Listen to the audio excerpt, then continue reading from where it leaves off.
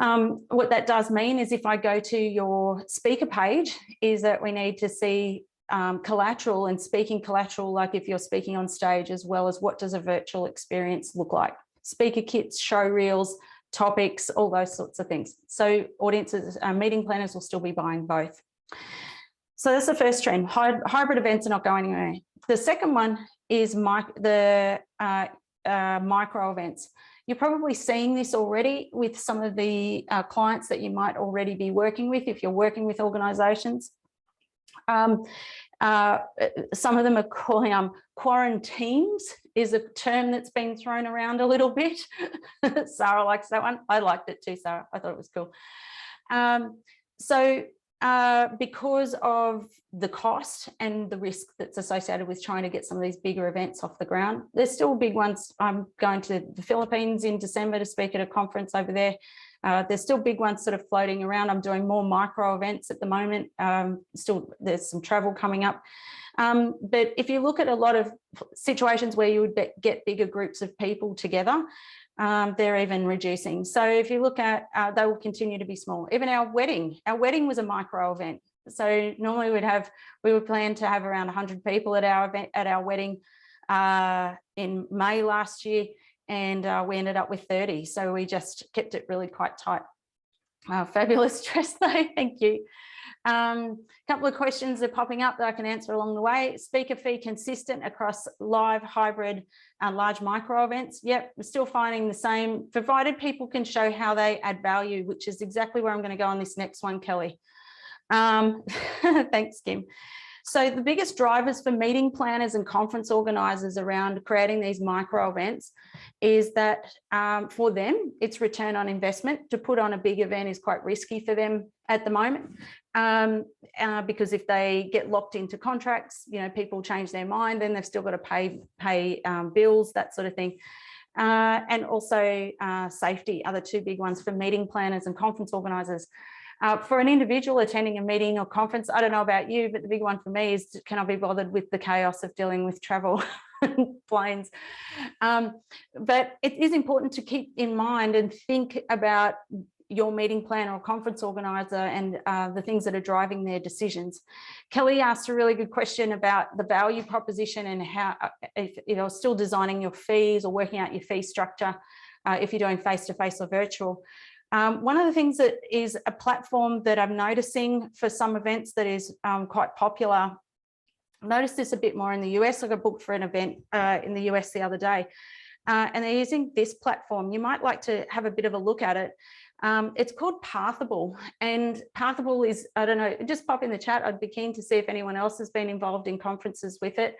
But it seems to be quite popular over there. So, but what's happening is that because of these micro events, they're getting, say, leadership teams together, senior teams together, strategy days. We've got to get people out of home from, you know, how can we get them back to the office? What are the experiences we're creating to get people from home and working from home back to the office? And what we're seeing is that if you've got micro events, it means that there's more of them. So they're getting together a little bit more regularly than what they would at an annual conference. So what that means is that there's often a community sense built between those events. So for example, we're seeing things like this platform, Pathable, and there's others around, but this one seems to be doing really well in the US. And it's a platform where they run the conference and event, a bit like what you saw with New South Wales Police. But what they're doing is creating a community feel with it. So what they're doing is putting in chat, conversations, all the downloadable resources, tools, and extending the experience.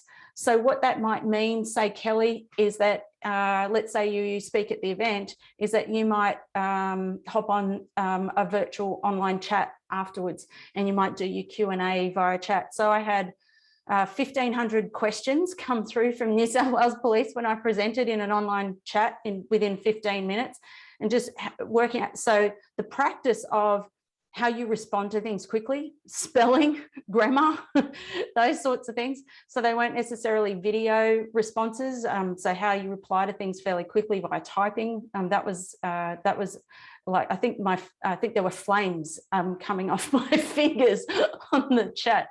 So it's thinking about how can you get involved from a value proposition and be part of the experience, and maybe it's the extended experience. Maybe you stay in the community and maybe you prompt some questions for a day after the event or things like that. So it's starting to just think a little bit outside of, it's not just the keynote. What are the resources you're providing? And New South Wales Police, we gave every single person a digital copy of the impact book. You know, all those things provide great value, no extra cost to you, but great value for the client. So have a bit of a look around it. The question is how can you support them extend the learning experience and create this sense of community? What can you do to help that? The third trend that we're really noticing is, and this will be continuing to go, this is also a lot of data out of EMB in the US too, but definitely seeing it here with particularly those on coaching one-on-one, because their practices are sort of built up to a stage where they can do this. But this is an emphasis on transformational experiences. So in other words, what this looks like is essentially retreats.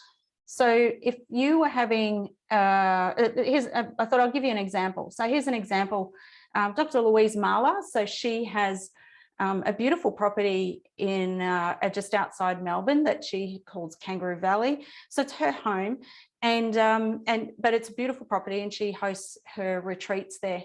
So what she does is, so the way her practice model works is she speaks at conferences and events, runs workshops in organisations, does leadership programs and things like that. But the retreat experience is a way to be able to do something a little more transformational, and it's not as high a price point as, say, a 12-month coaching program or something like that. So Louise's practice, she's booked a lot more retreats this year, and they're also happening for internally as well. So where organisations are sending teams to be able to go and work with her in her retreat. So it's not just a public thing, it can also be sold as an internal private program, but you're still hosting that retreat experience. Definitely seeing more of that, and more than we've probably seen in the past. So the biggest priorities, what they're looking for in an experience like this, is meaningful connection, entertainment, and then content. So content is not the number one driver. The number one driver is how can we create some kind of meaningful connection experience. We've spent the last 2 years not being able to do that, or we've only been able to do that virtually. So if you're looking at something like this, typically a practice, if you're running something like this, you've got your 1,500 per week opening that newsletter. So be mindful of not launching something like this perhaps too early. Or I had someone in our community who was thinking about doing it, and encourage them to survey their clients, do an expression of interest before launching anything like this, so that you don't get caught up in fees with meeting rooms and hotel rooms or whatever you're doing. You know, if it's a little bit early in your practice, but you think it might work, or you think you've got a good client base, it could be worth doing. There you go. Roz even said, I did Louise's speaking retreat in March. I forgot about that, Roz.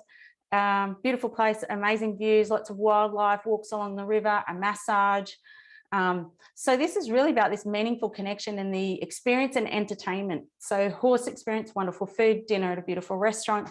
So it's not just about getting there and you weren't smashed with content, Roz. It was about the entire experience, yeah? Yeah, great. So it's also thinking about when you're bringing people together is how you may need to take out a little bit of content, create some experiences that they can connect a little bit more.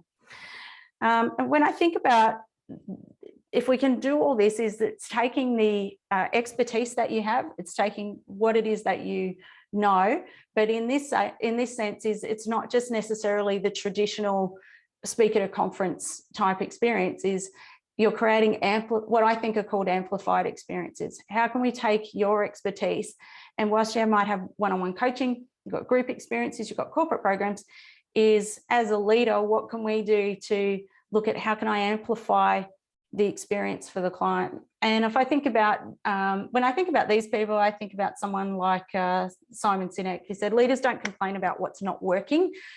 Leaders celebrate what is working and amplify it. And I know Desley talks a lot about this in her work around, it's not around focusing on problems and challenges, is let's talk about what's working well and take that and amplify it into those experiences. So the good news is you don't have to be loud to amplify. This is really nice if you work in, if you like more intimacy in your experiences, if you struggle to necessarily be on big stages, if you prefer to have some more intimate connection with your clients, now would be the time to start to think about, and you'll see more of this coming into 2023. So I'm just going to stop for a sec, mindful of time, we've got guests. I just want to check in on what's standing out to you so far. What is it that has come up so that you're thinking, actually, that makes sense, that's something I could really need to think about in my practice? Is it around designing your value proposition and how you can think about how I created an experience? I've got how I price my virtual stuff as well as face-to-face events, connection experiences, great connecting experiences. Is it the hybrid, including starting to think about what do I need to do to create a really good hybrid experience? Kim's got, I love the retreat concept, great. Broadening my view from speaking from someone, brought in event to someone who creates opportunities events as well. Yeah, and thinking about even the clients that you've got, is they're trying to work out how can we bring people together, what incentive can we get them to come into the office, how can we create these micro events, or if they're not, is how can you be proactive in suggesting some of these things to them? Say, look, what are you doing for your leaders? When are you getting them together again? You know, it's end of financial year, when are you getting them together next quarter? Why don't I come in and do a session with your team? I was thinking we could do this. So, you know, make some suggestions, perhaps if you've got some of those clients who you think there might be an opportunity to do it as well. So good pick up, Kel. Kim's got, I love hybrid, and you're so good at it, Kim. Gail's got dropping content over connection. Great. Ali's got all the above. Cliff's got transformational experiences and retreats. Yeah. And if you don't have the database or the list to be able to do that publicly, then it might be an opportunity with those clients you've got, Cliff, even to offer it as part of the brochure that you're taking to them. So you can say, look, I can do workshops and coaching and we can do webinars, but why don't we do a retreat experience? Why don't we go off site for a few days? So you don't have to necessarily have a public offering to do it. Mel's got create my own experience as well as being invited in. Yeah, think about what are the experiences where who runs some of these retreats as well. So I've been booked for a couple of retreats for speaking at as well. Roz has got, I love micro events for amplified engagement. I spoke to a business group meeting, less than 10 people. Yeah, it's so warm and engaging. Yep. Great, Roz. And Kim's got, I did a hybrid day for New South Wales Health on Monday. Excellent. So they're not going anywhere. A couple of days about her virtual. Okay, there's a post there that Mel has shared, more in person than she expected. Ali's got, I'm partnering with someone to do forest bathing. Yeah, terrific. So, you know, we have a massive wellness trend that's going on. If you saw the New South Wales census data was released on Tuesday. If you have a look at McCrindle's website, you'll see there's a bit of an extrapolation of what is in there. This year was the first year that they asked 2 key questions, and they were around the health and well-being of the nation. They looked at who has a long-term health condition. The 3 long-term health conditions were, what were they? They were mental health, arthritis, and asthma were the top 3, and mental health being the highest in Gen X and Gen Y. So if you get to have a look at some of the data that's come out, you know, that's why I think that this is driving some of these experiences. Ronnie runs a lot of experiences for her community. You're seeing this every single day, Ronnie, no doubt. Okay, so a few things to put on your radar. One is the 50 events. If I've worked with you, you'll know, you'll be sick of me talking about it. is to be thinking about if your practice is turning over under 360,000-ish, is the idea is if you can get in front of a stage every single week, that will take your practice, took my practice. So this was the advice that Matt Church gave me. This took my practice to that 500,000 in revenue within the first 12 months. And so what you have access to is a reminder for those. We launched this quarter. If you haven't had a look, some of you have already, but you'll know that we've created the conference calendar. So whilst these are the face-to-face conferences, we've got 100 conferences in this calendar at the moment. So if you haven't had a look, it would be a good time to go and have a look and see what's on in there. But also remember to think about your own clients and their own micro events. But you'll notice in the calendar, if you haven't had a look already, for example, this is one that's on in October. I found this one for you, James, and you're probably all over it. But this one was, this is the 2022 ACEL National Conference. It's on in Sydney. So if you jump into the calendar, you can see we've got the list of who to speak to. It's got the date, it's got the email address, the phone number, where it will be. Are they looking for speakers? We've got possibly, says it's not finalised. Have a look at the speakers who were there. So a reminder that if you can have a look at these conferences, then reach out and offer to speak at them, is that what you're ultimately going to do is be filling up those approaches, and that's going to really help your data in terms of get people on the list, and then that ultimately leads to your meetings and your sales. So have a look at the conference calendar, have a look at and ask yourself, what events would I like to be speaking at in the next 12 months? What's the location? What industry? Is it a particular role that's an ideal level for you? So I'm keen to check in on who has had a look at the conference calendar, who's had a look, who's reached out to anyone, or who's happy to share, happy to go. Ali, have you had a look through? What have you found in there for yourself? Yeah, I've had a look at it through it with the team, and we've highlighted some that we're reaching out to. I've just got a show reel that's being pulled together, hopefully by the end of next week. So I'll shoot that off with, hey, can I speak? Here's my new show reel and my one sheet. So yeah, super duper valuable resource. Thanks, Jane and team, for putting that together. It's bloody amazing. Great. And by the way, you go, and I've written the book and I've got all these things. So if you didn't see, Ali won, what was the award that you won for PSA?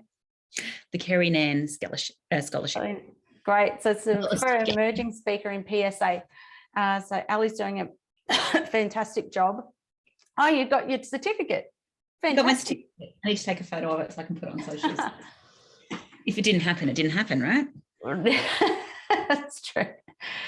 So Cliff said, I've had a look, but I haven't reached out to anyone yet. So yep, this one's high on the agenda for you. Cliff's like, oh man, she's smashing me. I've got to get my book done. I've got to get newsletters. It's like, oh, now she wants me to do the conference calendar. So yeah, it gets easier, Cliff. You're doing so well. You had an awesome month, by the way. You've got to be happy with that. Yeah. Terrific. Kathy has got some couple of questions for Ali, people who did show reels. So if you want to share that, Ali, you are most welcome to. So use the conference calendar and think creatively about the clients that you've got and what you can do to create some meaningful connected experiences, whether they're short or whether you're taking them off-site, can be really valuable for them right now. And they're understanding how to buy it. The second one is that I wanted to share was a reminder around videos. So as I'm working with people and coming into more speaking, is video certainly isn't going anywhere. But one of the things I do when I'm going through people's websites is I have a look for something that I learned from this lady. So if you haven't come across a lady called Connie Podesta, so she's a speaker based in the US, and she is a sales and marketing speaker. I headed over to, I'm so jealous that Kim is going to influence when she goes over there. I will be living vicariously through your photos and anything you're sharing, Kim. I'll be watching with keen interest. But I went over to Influence, and as Kim knows, if you ever get to go, Influence is such an incredible conference to go to. over in the US. So it's the National Speakers Association conference. There's around 3,000 speakers that attend, which is a highly energized experience to go to, a room of 3,000 speakers. But it's good fun, and you see get to see some pretty incredible speakers. People there, Sally Hogshead, we've seen Michael Port, Jay Bayer, any of those, some of the that you get to see if you ever get to go. So I've been twice. Kim's probably been a lot more than that. You've been twice as well. This is your third trip? Yep. So Connie Podesta, when I saw her speak, she shared something. So it's really valuable to be in a room where you're not just seeing the person speak, but they're sharing some things that they built in their, or put in their practice that they're advising you to do. The thing that she shared, which I thought was pretty incredible, and it certainly changed my bookings. It created a much higher close rate. And every single client I talk to when I'm booking them or talking to them around booking me for a speaker, every single one of them says they've done this. And it was the advice that Connie shared. She shared to put a page on your website, and it sits with your speaking page. So it'll sit under the drop-down menu on your website. And to create, it's almost like a mini YouTube channel on your website. So it's taking videos, some select videos, and creating a page that just says videos underneath them. And you can have, it doesn't have to be a lot. The beauty of this is you don't have to wait to get on stages to do this. G'day, Keith. Hi, Janie. You don't have to wait to get on stages to do this. You can do some videos straight down the barrel, straight to camera, and pop these on your website.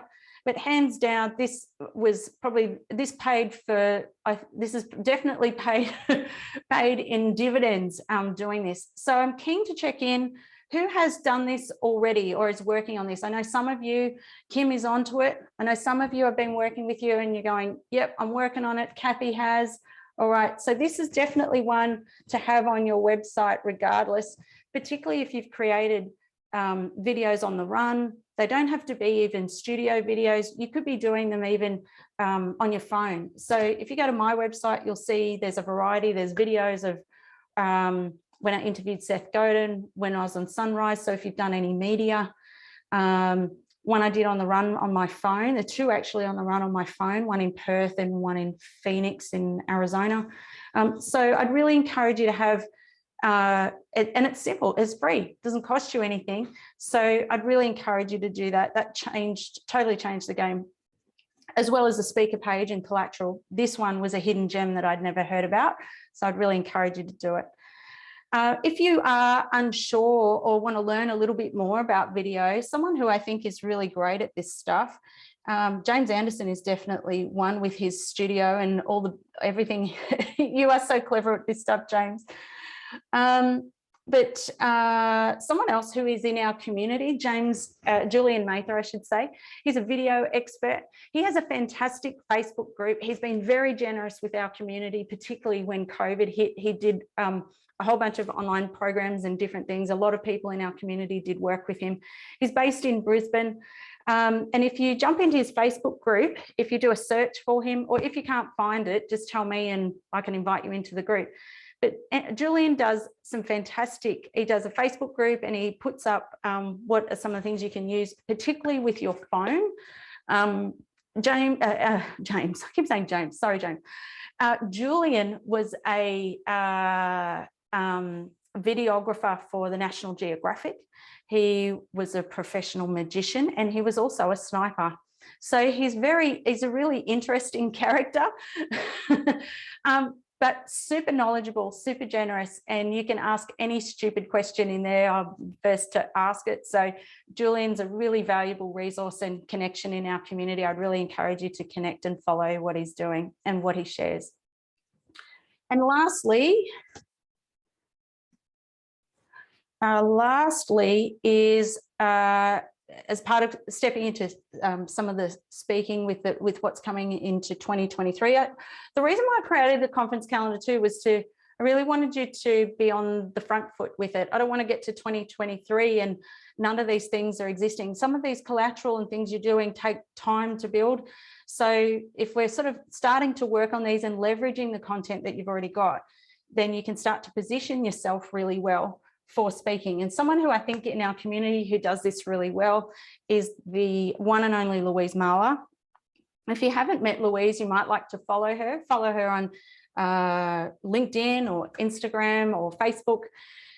Louise won a Keynote Speaker of the Year 2021. She's an expert in influence communication. She has, in the lead up to the election, she was on, I think, Sunrise almost every day or every second day.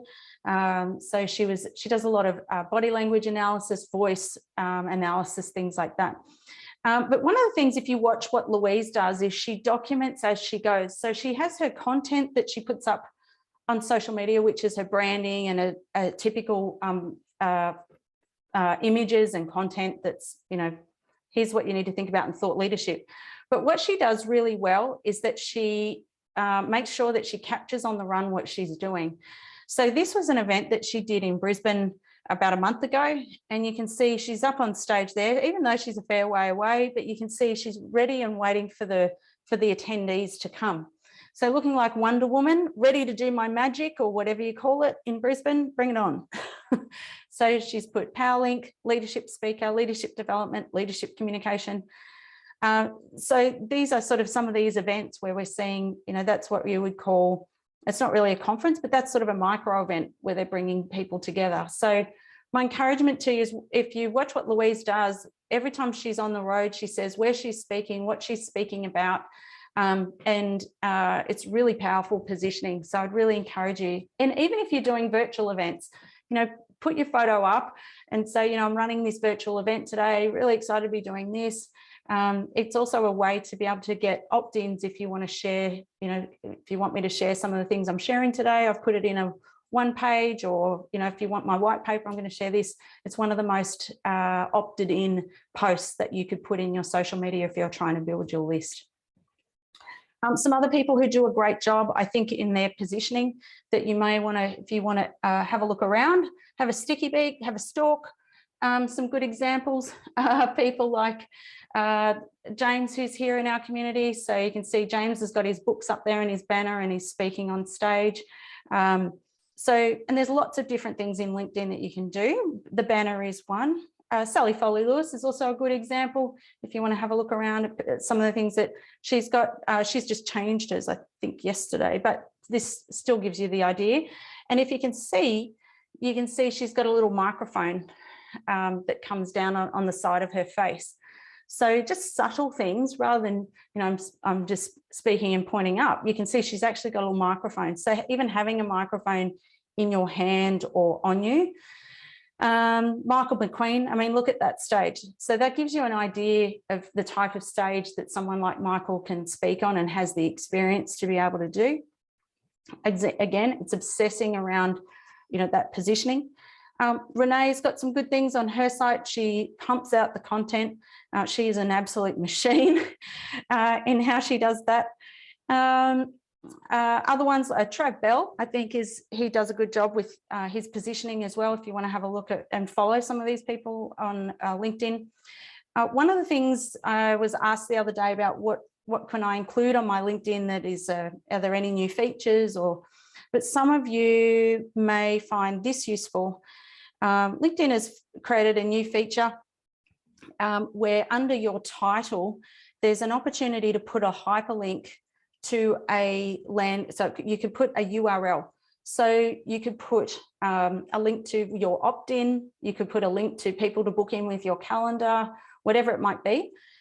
So this one you'll see on mine it's got the 10 questions that your clients have. So if you click on that, it takes them to an opt-in page and they can download the white paper. So if you haven't done that already, that can be a useful spot to go and have a look at your LinkedIn profile. Today, it's just getting some kind of call to action quite early. And I'm really pleased LinkedIn have done it because they're very anti getting people off LinkedIn. So I'm keen to check in on, has anyone had a go at doing that just yet? Who's got an opt-in? Ali has, I've got a thumbs up. Yep, Mel has. Yep. Anyone else? Gail has. Jane? What was that, Ali? May I ask a quick question on that? Yeah. In behind the scenes, do you tag somewhere whether, because I know that you've got that as an opt-in in a few places, do you have somewhere where you're capturing that one came from LinkedIn versus that one came from the website versus that one came from a speaking QR code? Good question. We don't, we just use the same one, but you could if you want to work out where your traffic's coming from. What I do though, Ali, is I do have a different link for Calendly meetings. So we've got a link for Calendly. So there's a specific Calendly link. So if you're booking in for a clarity call or, so we have one specifically for anything that's come through LinkedIn. We have a different one that's for the website. We have a different one that's off my email signature block, so that I've got some sense of where they came from and what's the context. Because if I know context, then you kind of know positioning of what have they got in their mind, or where have they come from. Because if they've come from the newsletter, if they've come from the email signature block, then I've had some kind of interaction with them possibly, or they've been referred to me by someone. An email has been forwarded perhaps, or something like that.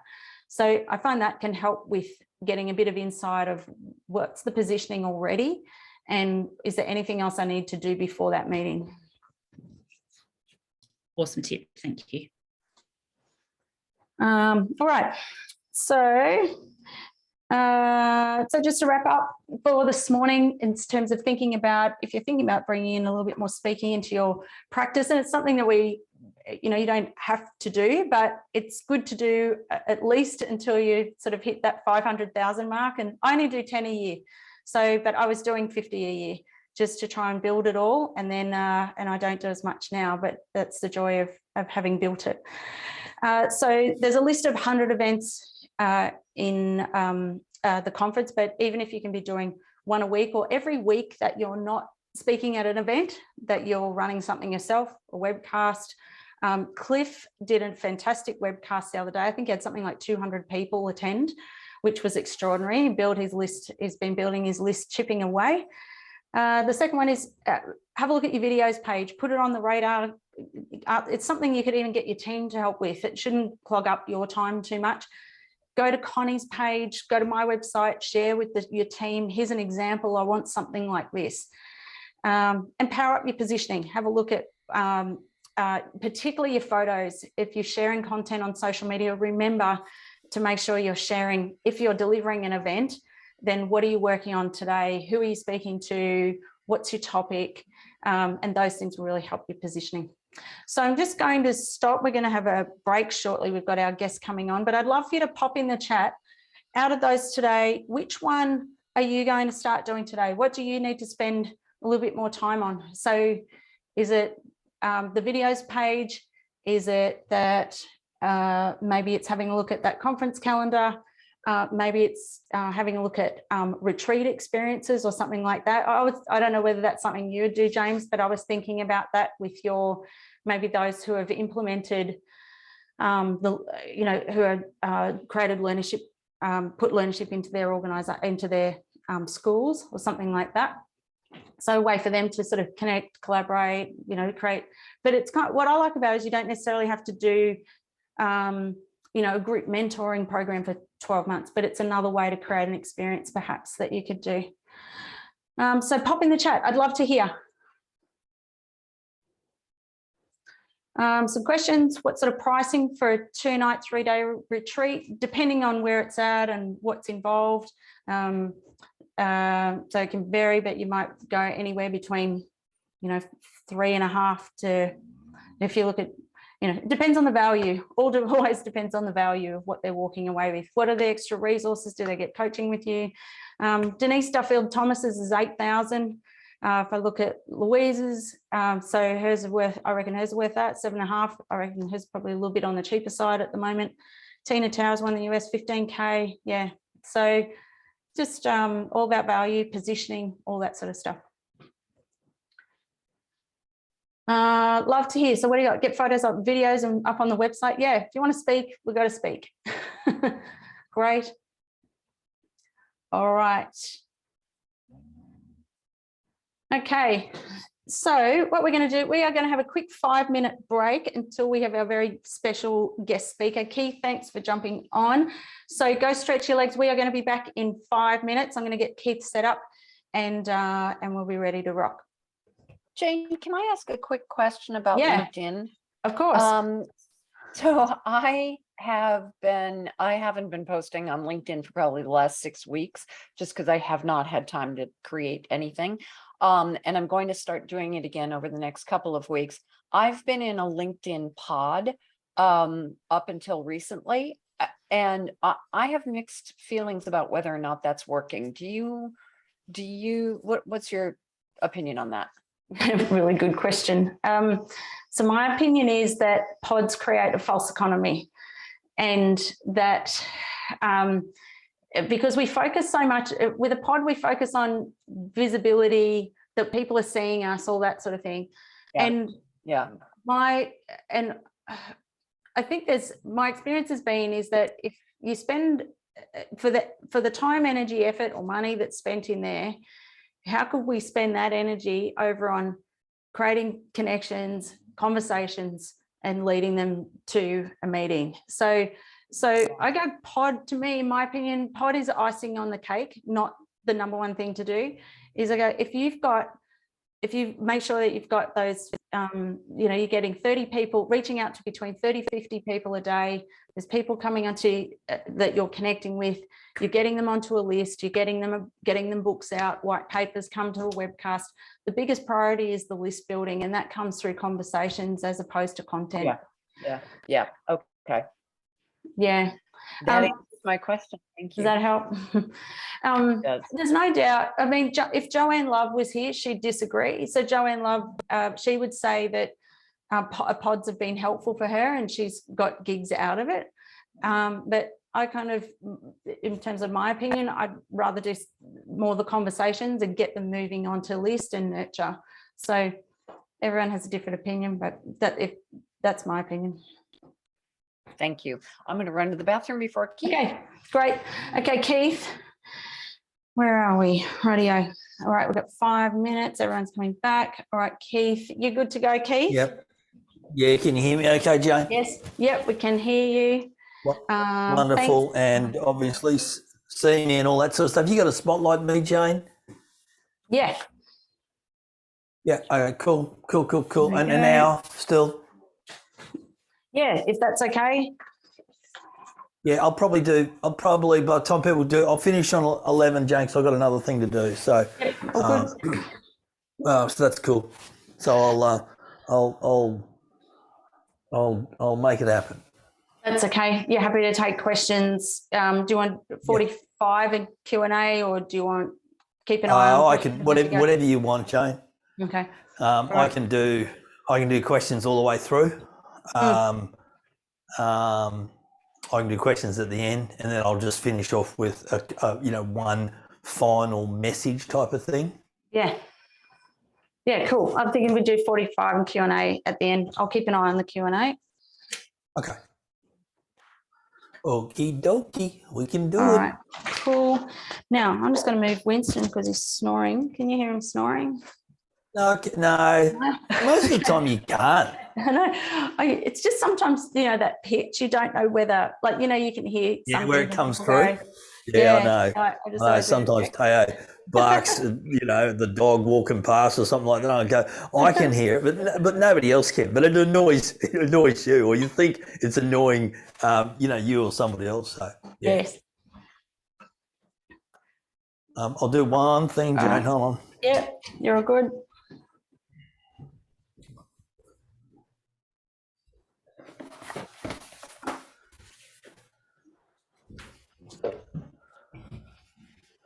All right.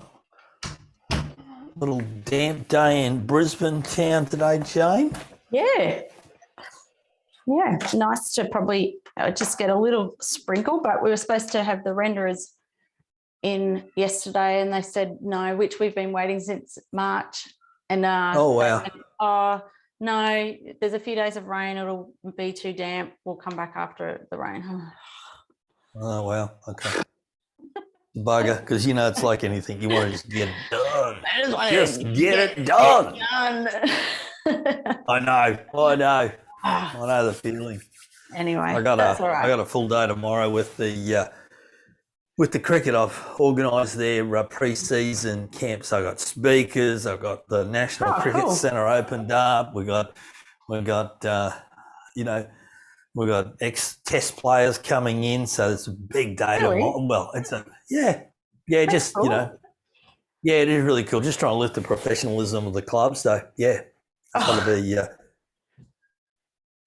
that's take it to amazing. another level, Jay. God, they've got to be happy with that. Yeah, exactly. And most of them don't know what I do, which is really interesting. Oh, don't they? Which is they just think I'm the manager and I turn up and make sure they've got plenty of lollies and a little bit of catering and stuff like that. So tomorrow they'll see me in full launch mode. Wow, they're going to be blown away. Well, let's hope so. But it'll be fun. I can put a morning tea on. I can do that. I'll come up with something. Look, I'm a little nervous. I'm a little unaccustomed as I am to speaking in public. I'll try my best. It's hilarious. You can just say, I actually don't do this very often. I don't speak very often. It's No. So can you just be really supportive of me? Just just send heart hugs out to me. There we go. It's awesome. Awesome. Oh, righty.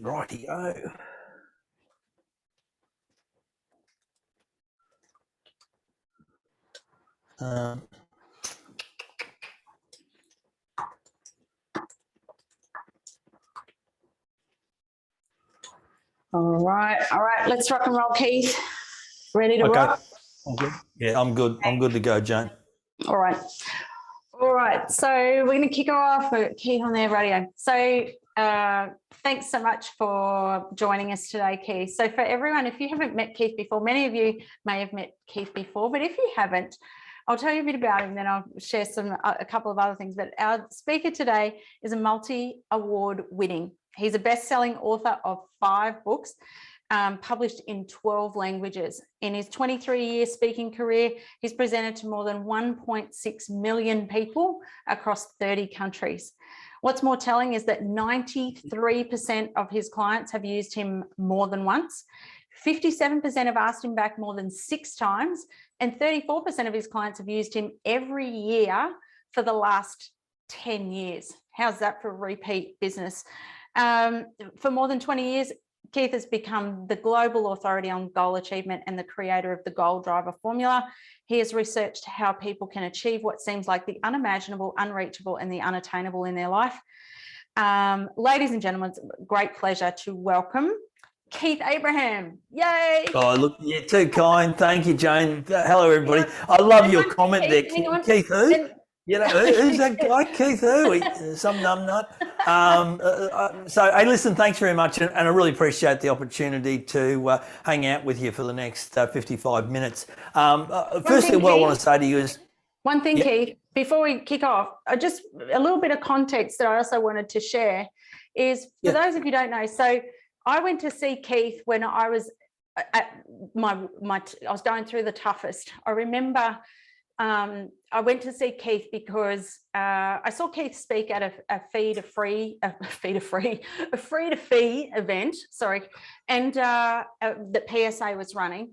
And I remember thinking, my God, this is like rock star speaking royalty that I get to see present today. And Keith shared so much valuable work and insight, and he kindly, I went to Keith and just said, what am I doing wrong? I'm struggling. I'm on so many planes. I'm speaking at so many events. My practice isn't growing. I don't know what I'm doing. So for those of you who are working with me, you know that there's Keith's legacy of work sits in our community, where you hear the 7 calls a day. I talk to 5 or so. I always say, if Keith was here, he'd say 7. I'll let you do 5. So Keith, you're definitely in everyone's ear here. And if you've worked with me and we've talked about getting those leads from the stage, the gift that Keith gave me was that 5 things to have speaking from the stage. Those things combined with those 50 events, I remember just so frustrated, exhausted. And then I remember doing those 5 things. I was in Darwin. It was the hottest, awful, it was an awful day speaking at an ARI event. And I remember having a go at those 5 things that you said, Keith. And up until that point, I was getting probably about 10, 20% of the audience. And I'll never forget walking off that stage in Darwin and calling you from the hotel and saying, guess what? We got 90% of the audience. So there are around, I think there were about 300 people at that event. So the things that Keith has given me and the gifts that I've put in the curriculum, things that I've shared with you, many of those things have come from Keith. He's been an amazing mentor to me. And Keith and I are in a mastermind that we've been in for 6 years now, Keith, something like that. We're going pretty close. So Rowdy McLean, Amanda Stevens and Andrew Griffiths, we've hung out a bit for a while. So Keith has kindly agreed to come along today. I twisted his arm and said, would you come and speak to our community, because speaking is moving and we need to talk about this now. So thank you so much, Keith, for joining us, and so grateful to have you in our community. Yeah, thanks, Jane. And look, appreciate the opportunity, everyone, to share some ideas, some insights, and perhaps even a little bit of inspiration this morning. And look, and I wanted to just, seeing Jane's been so kind to, pump up my tyres. I think you're just really blessed to have Jane as your mentor and the leader of this particular group. Jane truly inspires me and has just got such a wealth of knowledge, but more importantly, she's got a full heart. She's got a full heart for the fully committed. And so, if you do the work, the amount of love that comes out of Jane is just amazing. So, I'm sort of, I'm really a support act to Jane today. So let me spend a little bit of time with you. And Jane's given me a brief around what's happening in the market, what's going on in the marketplace at the moment. And so I wanted to share a little bit of content with you. I wanted to share a little bit of what business are we really in, so let me do that. I did send a handout through. If you've got that, you're most welcome to use it. If not, pen and paper will do the trick, or electronic if you want to do it that way. So let's jump into it. One of my clients is Harley Davidson. They're I don't know, it's probably been about 6 or 7 years now I've worked with Harley Davidson, predominantly in Australia and New Zealand. And when I first started doing some work for Harley Davidson, by the way, they're a funky brand. It's the only conference you go to, everyone's dressed in black. And they've got black jeans, black t-shirts, black jackets on, black bandanas. So when they said to me, hey, listen, Keith, you can't turn up in a suit. That you just can't do that. We'll send you clothes. A lot of people in my neighbourhood think I'm a biker, but I'm not. But everybody knows Harley Davidson, but I didn't really know the brand. And the brand is really quite special. And so when I started doing a bit of research, I came across this great interview by the head of Harley Davidson, a guy called Richard Teelink, who was the CEO and president of Harley Davidson, and a journalist. And the journalist asked him this question. He said, what's it like being in the motorbike manufacturing business? And Richard Teelink looked at the journalist in the eye and said, we're not in that business. And the journalist was perplexed. He sort of gone, hey, what are you smoking? He said, yes, you are. You make Harley Davidsons. He said, that might be what we do, but that's not the business we're in. And he said, well, okay, what business are you really in? He said this, what we sell is the ability for a 43-year-old accountant to dress in black leather right through small towns and people be afraid of him. We are a lifestyle business. And why I share that with you is that I think we have to be very, very clear on the business we're in. Often we get confused between the message and the mechanism being the business. The message is, I talk about goal setting, I talk about business growth, other people talk about leadership, other people talk about different other topics. And we tend to get so sucked in that vortex of our topic because we're content creators. But what I really want you to think a little bit about is, what business are you really in? And I want to do this at a macro level and a micro level. Here's the macro level for you. What business are you really in? You're in the business of getting your clients to return and recommend. That's it. if I can get my client to return, I have sustainability. If I can get them to recommend, I have profitability. And so I want you to think a little bit about, what is it? What is it that is so important to you? And, Jane mentioned to you before a little bit about the return rate of my clients. It's always been my goal. Firstly, and you need to know my model, I do virtually nothing with speakers bureaus. I made a decision a long time ago. I'm not sure it was, I think it was right, but everyone's got their own flavour. I'm not a mountain climber. I'm not an Olympic athlete. I haven't run $1 billion business. As a CEO, I'm none of those people. So I'm not going to have people say, "Oh, we want Keith Abraham." So I just thought I have to make sure that I get my clients to return and recommend. I need to be so good on stage. I need to add unprecedented value that they want to get me back time and time and time and time and time and time and time again. And that'll do, and that'll be okay for me. That's the right model for me. If you want to dig a little bit deeper, so we talked macro around return and recommend. The next piece of the puzzle is this. And if we look at this in a way, and let me just do it on this. I reckon there's 4 things.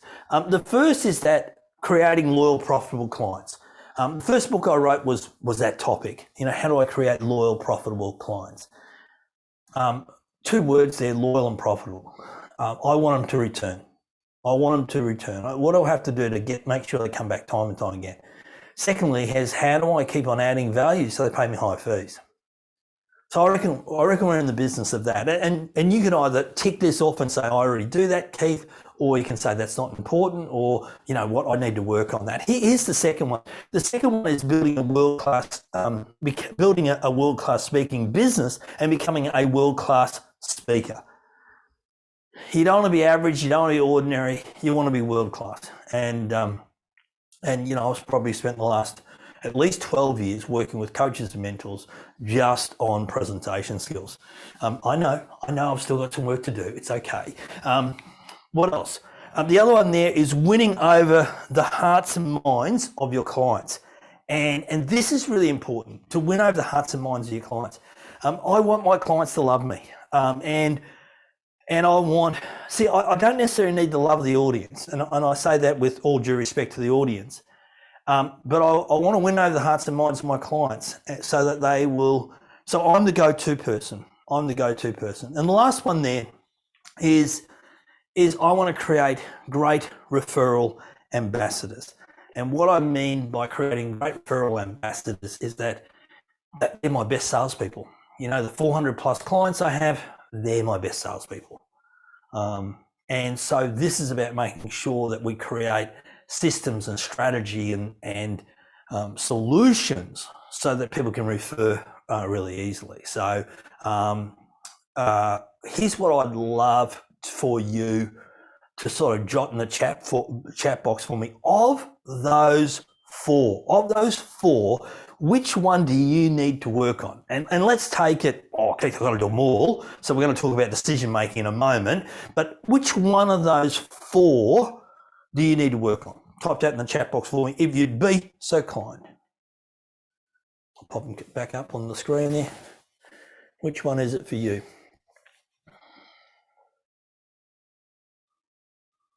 Maybe something happening there, maybe not. Number 2, building world-class, yep, creating loyal, profitable, building world-class, yep, need to build a world-class speaking business, yep, creating referral ambassadors. Okay, good, excellent, super. Okay, so to do all 4 of them, there's a couple of things that we have to be really switched on and aware of at the moment. And look, I reckon I'm going to tell you some stuff you already know. Okay, so you have to just sort of go with me, act surprised, in other words, when I share this stuff with you. So here's what I believe is really important as we start to add value to our clients. And that's the real thing around how do we best add value. So a couple of things here that we need to do. Firstly, and this is in page 3 in your workbook, if I want to help my client go from point A to point B in the future, there's a couple of things I need to help. I need to help them sort through the challenges. So today I want to talk a little bit about what are the challenges your clients are going through. And guess what? I sort of think you already know this, but how do you create a solution, a presentation, a program, a product that helps them diminish their challenges and turn them into opportunities? That's the question. That's the secret. Here's the next one. This is about connection. And one of the things is, how do you create those loyal, profitable relationships? I honestly believe that for a lot of us, we have lost our way a little bit in not understanding we have to connect more and communicate less. We have to have deeper, richer, more meaningful conversations with people. You know, in essence, if you're a keynoter, you pick the number of conferences that you want to speak at, and let's say it's 100, and just round number. You probably need about 90 clients. Because there'll be a couple of clients that will use you as a roadshow or get you to come back and do something else or whatever it might be. If you are creating a program, you might only need 5 clients. And so whatever they are, you have to create a deep, richer conversation with your clients. I love it. The thing, I got to tell you, there's a couple of things that juices me up. I love when clients get me back. That juices me up. I love it when an audience member says, I made a difference to them 5 years ago. I love it when a client of mine, and one of my clients is Toyota, I worked with them for 17 years straight. And another one of my clients is Mercer, and almost word perfect.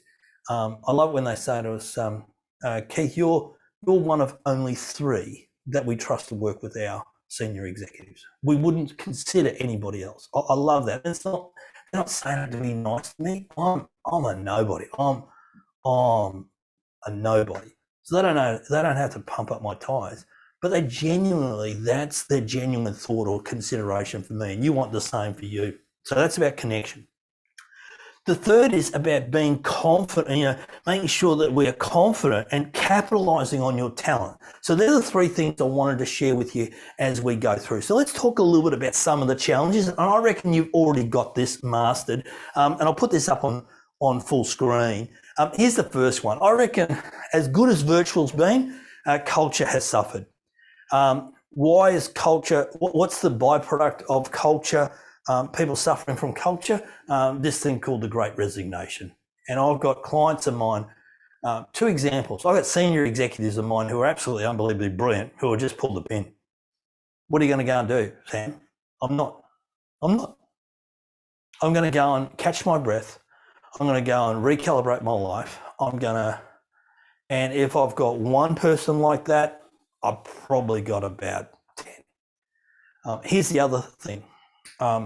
I got a client of mine in North America, about 17,000 people, and they have a 32%, if I'm going to be accurate. And then, by the way, I need to say this, they are a fabulous company, but they got a 32% churn rate in their business at the moment. They've got a 40% churn rate on new hirees in the first 4 months. And they're a great company, and they've got great people, and they've got great leaders. And so, I think culture is one thing, that people are just not connecting with the culture because they can't connect with the people because they've been virtual. And of course, culture is always created, enhanced, developed, and strengthened when people come together, and people haven't had a chance to do that. Here's the next one. The next piece of the puzzle is collaboration. As good as virtual is, it's not great for collaboration. Everybody waits for their turn to speak. And hence you can't get namawashi happening in your business. You can't get collaboration happening in your business. The third is connection. And I just don't think people, leaders in particular, have been very deliberate in how do I connect. So I've got a few leaders that exactly what Jane just said to you before about videos and posting and articles and stuff like that. I've got, and I know this sounds old fashioned because look at me, I've got grey hair. When I first started this industry 25 years ago, I had a full afro. And so, you know, the one thing I'd say to you is everybody's connecting with people and they think this is a connection on Zoom. They think sending an email is a connection. And so one of the things I've got a group of leaders doing at the moment is writing handwritten notes to their people at home, or I'm getting them to send care packages to their family. I'm getting them to do personalised videos through Bongiorno or on their iPhone to say, hey, Larry, really love the work that you did on XYZ project. I'm so proud you're in my team and thank you. I'm getting them to do that. Why? Because connection, not communication. And the last one here is clarity. You know, I reckon in the last 12 months, we have, you know, one of my favourite quotes, let me throw it up here, starve your distractions and feed your focus. You know, I think in the last 12 months, what's tended to have happened is that we have starved our focus and fed our distractions.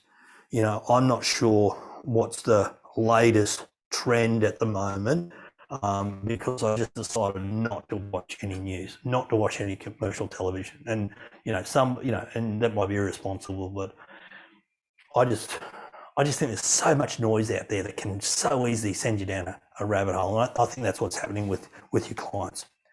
So when we talk to clients about really getting them clear on what's important, what matters, and what makes a difference to them, I reckon they're the three challenges that, and you might have a different slant on it, you might have a different language around it, but I'll give you an example.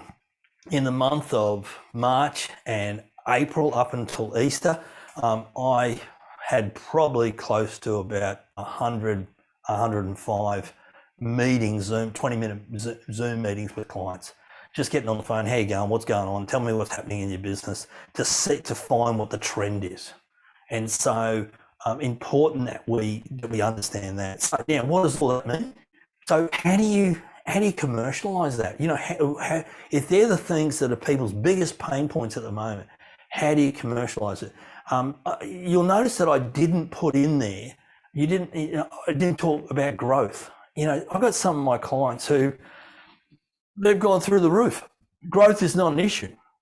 They've had their best years ever. Try and buy a luxury car. You know, seriously, I'm fortunate. One of my clients is Maserati, Jaguar Land Rover, Lexus, of course, who I've been working with for 17 years. And, you know, they're launching I'll rephrase that. They've just launched a car that if you went into a showroom today, you'd get it in 18 months' time, which is about the time the next one's going to come out. So you got to understand there's some businesses that just can't keep up. Now that'll come off. You know, that will come off. So let's talk a little bit about this connection piece as part of it. So if we want to dig down, is how do you connect? Well, if we look at it, and I'll put this up on full screen for you. If you look at it, a keynote really helps people find their why. Why we need to do something differently. The workshop is the what, and more importantly, the big program. And I know Jane talks to you a lot about this big program, but the big programs are really the how. And I think for some of us, and by the way, if your model is, if you just stop at a keynote, fantastic. If you've got programs, but you don't have a strong enough pipeline, then you need to create a world-class keynote. Why? So you can get people into that funnel. You know, I get large programs off the back of my keynotes, but you know, a lot of people will go into 100 keynotes. They'll make 1.2, 1 point. Well, if they're working with a bureau, they might be making 700K, and they're busy. They're on social media and they're on big stages and everything like that. You got to work out what the right model is for you. That's why you're working with Jane. And so I just think that when we think about how you want to connect with people, it's important to realise, you know, it's going to be based around those three offerings. And so this is why I said before, we need to stop communicating and we need to start connecting with people so that we've got a strong enough relationship. We can offer more than just a presentation to them. So what does that look like in reality? The real reality around this is that, and I just want to sort of put this up on full screen here, is that we need to move our clients up to the next level. And if you look at it, you know, you've got prospects. How do you get prospects? By building your profile. That's social media, that's presentations, that's reach outs, that's phone calls, that's text. I'll talk about some of those things in a moment. Then what we have to do is we have to turn that prospect into a purchaser, and that all comes back to how good are your selling skills. And you know, one of the things I say to people is that we, you know, when we first get started, and I always say when we first get started, but in essence, it's applicable right now. We have to become great at pitching, presenting and offering a program, a presentation to someone. We have to just take the time to become wonderful at the discovery process, become good at the suitability. You know, there's, you know, I reckon probably this year alone I've turned away about 30 jobs, referred them on to other people, found other presenters to do it. And the reason why is it's just not in my wheelhouse. I know the clients love me, but I won't do the things that I don't feel like, A, it doesn't float my boat, and B, I don't think I'd be the best version of me in presenting that content. By the way, I've done that. I've done that in the past. You know, you early on in your career, you know, gee whiz, I'll do anything. but you know, sooner or later. So selling skills is really important from a connection. If you want to turn them into advocates, you have to create this phenomenal service experience. They have to become just have a great service experience. So what does that look like in reality? You have to really start to understand, you know, how do you create an experience that's memorable, that's repeatable, that's referable? How do you do that? Because why do we want to do that? Because we can start to create ambassadors. And the reason why I've got clients that will come back time and time and time again is I just stay in touch with them. Just stay in touch with them. Be really deliberate, be really focused on staying in touch with people. And Jane talks a lot about this. You know, it's like, who are your top 100? Who are your top 20? Who are your top 50? You know, making sure that you've got that list, make sure it's in your phone, make sure, you know, I'm doing, you know, Jane mentioned about 7 contacts. I'm just on that bandwagon at the moment. I do 7 a day. 7 phone calls, 7 text messages, you know, whatever it could be, just to stay in touch with people. And you know what? No expectation of me getting an appointment, no expectation of me having them return the message, zero. No expectations. I just know if I plant enough seeds. There's one guy I've been staying in touch with the last 2 years, text, emails, phone calls, never responded. Sent one on Wednesday, got an answer back on Thursday, and we're going to meet with him. Okay, you know, you could get a little disheartened with it, but you know what happens? I just go, they're busy. The house is on fire, and I'm not the fire engine, so they're not ready to talk to me. So that's one of the things that you need to do as you go through. So I want to talk a couple of things here just around creating connections. Yeah, Kim, what do your programs look like? Yeah, good point, Kim. 3 month, 6 month, 9 month leadership development, business growth, combination of both.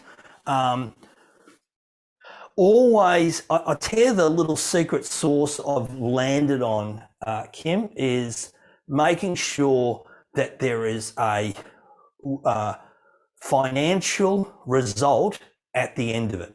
So give you an example. Last year ran a leadership program, business growth program, for a client of mine in the UK, 15,000 employees. They gave me 60 of their leaders to work with. Sorry, not last year. Sold it in 2019, delivered it in 2020. Obviously, everything went pear-shaped. I was supposed to be in London 6 times during the course of the year, and we converted it to a virtual program. And everyone knows my story. I hadn't done virtual before, built a studio, all that sort of stuff, and it was a better program. It was so much better. It was so much better virtual than me going there and being in person 6 times a year. And that program generated 11.6 million pounds sterling of additional revenue on top of their day job. So I am in their inner circle now. Keith, we're only working with 3 consultants this year, 3, and you're one of them. And so and by the way, I put a guarantee in there. And my guarantee was a bit loose. I said, I'm going to get you 5 times I'm going to give you 5 times return on investment. Because I just know, I've got a bit of a formula. I just know, we got almost 11 times return on investment for them. And so hence when you do that, why wouldn't they get you back? You're the secret sauce. How do you measure return on investment for leadership development? Build a project in. Build a project in that, Ali, build a project in that will demonstrate the skills that you've been teaching that will generate some sort of revenue or whatever their current metric is. Net promoter, revenue. Revenue's easy. Revenue's the easy one. Profitability could be reduction of churn. So a few things that you could build in. But you build a project that they have to do the project. But yeah, it shows you value model currency. Yeah, it sure does. Okay, so let's keep on rocking and rolling here. Happy to. I not do any of this content if you want, but so let's talk about just creating those connections and really the process there. And this is all in the handout. Think about 2 things. Think about the purpose. What is your purpose for the building that connection? It's to build your credibility. It's to discover what their challenges, issues, and it's to see, are you the right person? Are you the right person to help them grow their business? If we reflect back on my UK client, they said to me that they wanted to advance what they call partners, which are their senior leaders, faster. They wanted to replace their Pathways to Partnership program, and they wanted to do 4 things. They wanted to generate revenue outside of people's normal day job. So they wanted growth. The second thing is they wanted scale. So could we run this in another division? They wanted leverage, and leverage was, could we sell this to our Australian parent, to our US parent company? Could we do that? And the fourth was, can you involve the 3 key parts of our business? So once again, you've got to be, when you understand exactly what they're trying to achieve, are you the suitable person? The type of contact that I work with is face to face, ear to ear, mailbox to mailbox, screen to screen. Use everything you can. A lot of people go, I talk to my clients through my, weekly newsletter, monthly newsletter. Yeah, well, what else are you doing? Oh, I'm really busy, Keith. I can't call people. Yes, you can. There's always a minute here and a minute there. There's always an opportunity to send a quick video. There's always an opportunity to say, hey, Larry, just thinking about you. Hey, Mary, trust you well. There's always an opportunity to do something along those lines. What else can you do? I reckon this is the real key here, is that you and I need to be the sense makers, the wisdom provider. We need to be the person that provides unprecedented value. I said this to Jane a little while ago because a mentor said it to me and the penny dropped. People don't need any more knowledge. We can get knowledge anywhere, cheap, free. Think about the podcast. Think about the articles. Think about the people that are publishing content everywhere. I've got a mate of mine who's been a mentor of mine for a long time. Every other day he sends me something from Harvard Business Review or Stanford or whatever it might be on a study that's been done about high performance or accelerated performance. And I get all that for free. But you have to turn your knowledge into wisdom for the client. And the way you do that is providing insights and ways that people can implement it faster, easier, and sooner. And that helps you become the sense maker. The other thing I'd say here is think about your schedule for when you contact people. Think about it a quarter in advance. And, if you want to, do those 7 contacts a day. I'll stake my reputation on it. I'll stake my, it works. Contact 7 people every day, 5 days a week, that's 35. Do that for the next 90 days and your calendar will be full the following 12 months. Full, simple. It just works. It just absolutely works a treat. I always think about this with clients, and I love this quote.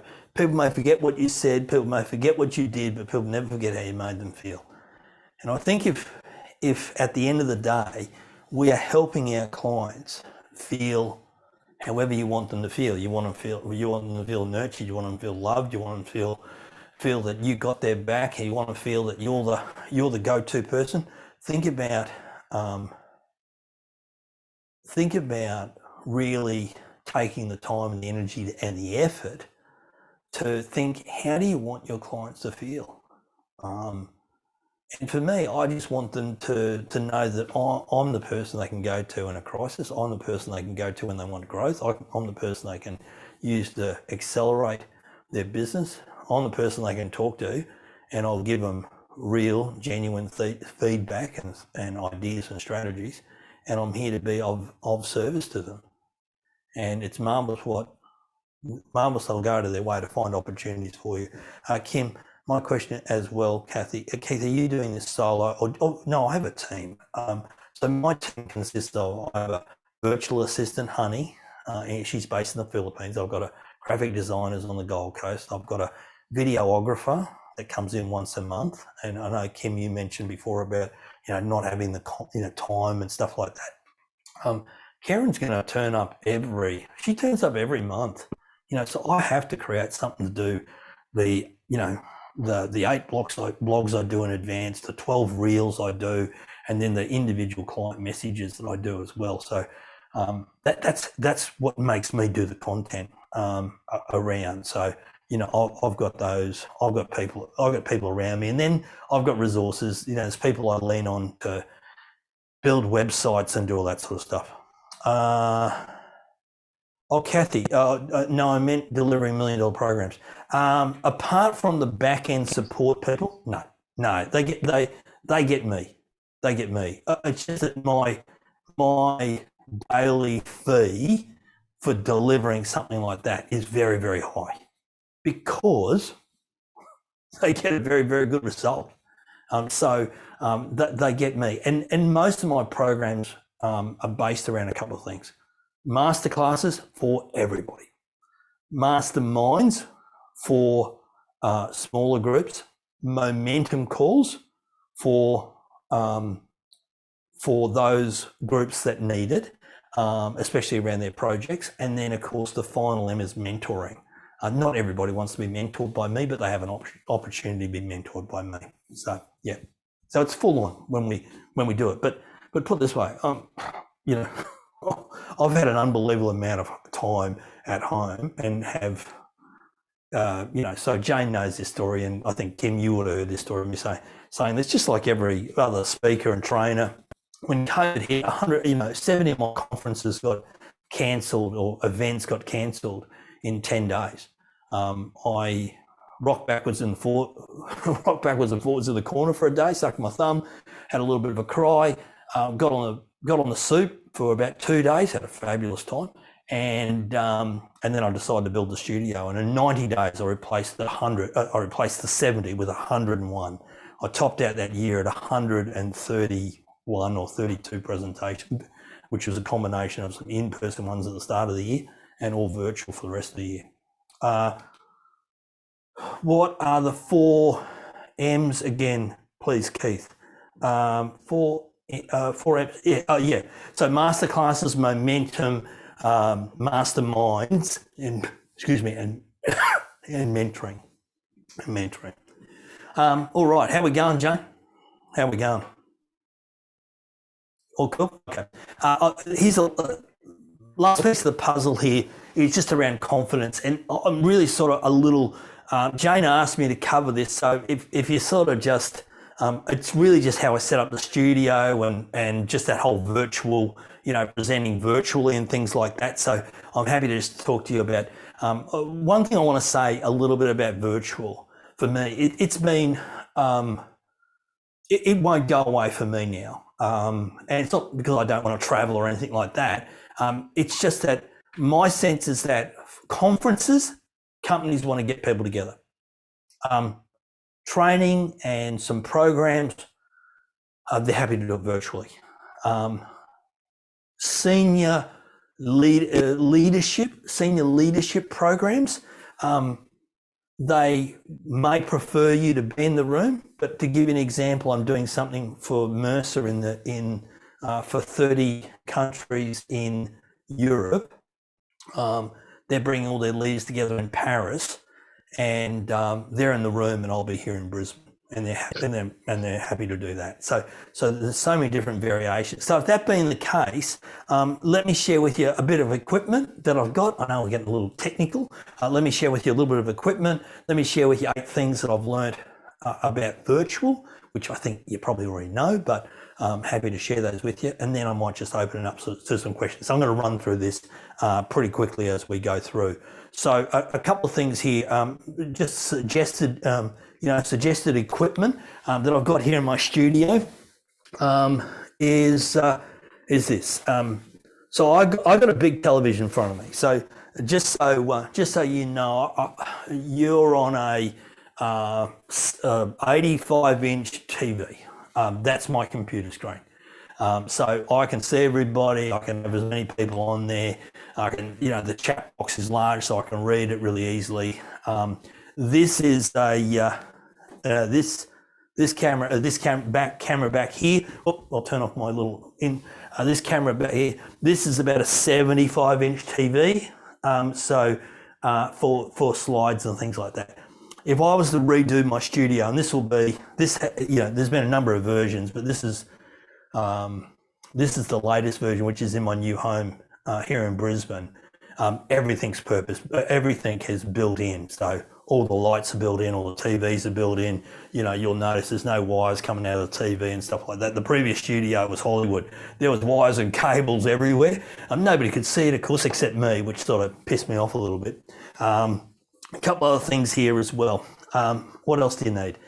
You need, I use digital SLR cameras. They're all the same. They're all Sony's. The only thing I'd say to you is whatever brand you choose, use all of them exactly the same. Get all of them the same, because that way you can set them up exactly the same for all of them and get the consistency. The other thing there is I have 4 lights. So if I just come back to here, I have a light there. In actual fact, I've got more than 4. I got one light there, I've got another light that comes straight down. So when I'm standing here, I've got a little bit of shadow and a little bit of backlight, so I don't blend in the background. I've got another light over here, and I've got 2 lights up there. Once again, all the same, and so you get a consistency as part of it. What else? I have an Elgato Stream Deck, which is, this thing here. And that controls everything. That's all I control. I can, control all my cameras, the one over the table where I do my flip charts, full screen. I can do anything. I can play music if I want to. I can control all my Zoom all from that Elgato. By the way, that's the cheapest bit of kit in this room. It's about $150. Everything else is, my IKEA stand-up desk, $129. So I use my Stream Deck all the time for everything. Yeah, it's really good, Desley, really, really good. A couple other things here as well. Hope this is interesting. Blackmagic ATM, got one of those. It's got 4 feeds in it. And the last piece of the puzzle is, I'd say to you, stage your background. Obviously, I've got, wireless clip-on microphone, so I get a consistent sound and all that sort of stuff. But they're the key parts of my setup. ATM. Yeah, Sue, if you go to, there's a fabulous company who are world leaders called Blackmagic. And Blackmagic ATEM, ATEM. So if you've ever sat down if you've ever been at the back of the conference room, you've got the techno heads down the back with the propellers on the caps, and they've got all these things that they push and to make lights go on and sound go on and everything like that. The Blackmagic put all of that into a size of a Tim Tam packet, and that controls everything. Controls everything. So, and the Stream Deck is just saying to it which camera to push, start, what to throw up, all that sort of stuff. I bought an ATEM, haven't set it up yet. Bought the ATEM Mini Pro, yes, I've got that. So that the video can be recorded on separate channels for editing. Yeah, 100% there, Desley. It can be. It is ideal, the ATEM is ideal for doing pre-records. So you're most welcome to do that. Hey, Jane, I'm just conscious I've got about 10 minutes left. So I'm happy just to field questions. Are you okay with that? Yeah, absolutely. There's a lot coming through. So if you're happy to answer any of those, would be super. I know you've got to go right on time. Yeah. Yeah, sorry, folks. Okay. So is your background wallpaper? Yeah, good question. And that is Ali. Yes, it is. It's a banner, Ali. I want to say this to you, and this is a personal thing. Here's what I do know. Authenticity is the new currency of credibility. And so I want to be exceptionally authentic. I've worked on being that on stage, but in virtual, you have to be even more. And so the reason why I decided to spend $300 on a banner is because I think when we've got a virtual background, people know it's a virtual background and they're not seeing the real deal. I don't have any stats on that. I don't have any client feedback on that. I just know that I can do lots of things when I can walk back into the background. I know I can say, look, we've got to get away from negative people. I know I can just do things. It gives me that flexibility as part of that process. So,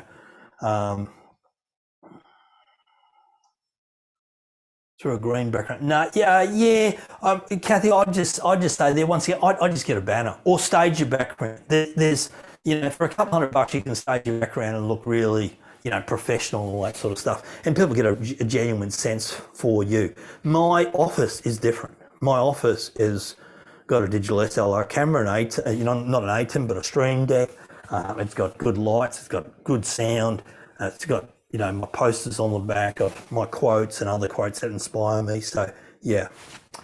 Any other questions or thoughts going through? Video Pro, yep.